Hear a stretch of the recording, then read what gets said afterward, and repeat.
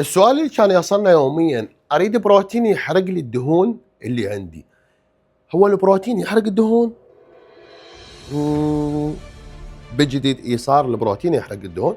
تعال خليني اقول لك. دايت واي من راح اجي اذب فليساتي عليه، راح استفاد من عنده لو ما راح استفاد من عنده؟ الشركات اللي تريد تشتغل فعلا لازم تفكر بالزبون مالتها شنو احتياجه وشلون تلبي احتياجه، بنفس الوقت هي راح تستفاد والزبون راح يظل متشلب بهاي الشركه وبهاي المكملات وما راح يستغني عنها ابد نهائيا، لانه يشوف فائده كلش قويه. هسه انا راح اشرح لك عليه انه هذا المنتج ليش مطور ومفيد للشباب وللبنات، لانه قبل من كنا يقول يا ناس يا عالم البروتين ما يحرق دهون ابد نهائي، البروتين يعطيني ماده البروتين راح يستفاد من عنها جسمي، تفوت العضلات الاعضاء مال الجسم، بنفس الوقت يعطيني شويه شباب. بينما من فكرت شركه مستر كريزي سوت لي دايت بروتين، شنو صار؟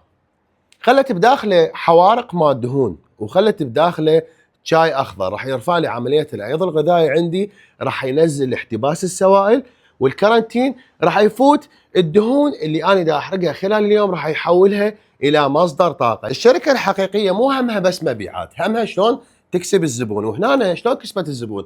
من تكتب لك تعليمات على المنتج هو نفسه، شقد راح تاخذ سعرات حراريه خلال اليوم حتى تشوف عليه فرق. من الاكل مالتك تاخذ 2000 سعره حراريه والباقي تعتمد على هذا المنتج، لانه فعليا راح تشوف عليه فرق. انت تدري هذا ايش قد يكفيك؟ 80 سيرفنج.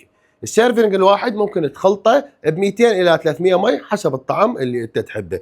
انتبهوا لي على ذني الثلاث علامات الموجودات هنا. ممكن تسوي على شكل ميلك شيك، وممكن تسوي بالخلاط مع الفواكه، وممكن بنفس الوقت تسوي ويا الكريم او فرايز، يعني كل شيء يرهم. وهسه صار عندك علم على المنتج كل شيء. انا اللي عليه شرحت لك بما يرضي رب العالمين، حتى من تذبي فليساتك فعليا تستفاد. المنتج الاصلي من اجيبه من عندنا ومن كل وكلاء شركات لايف بغداد.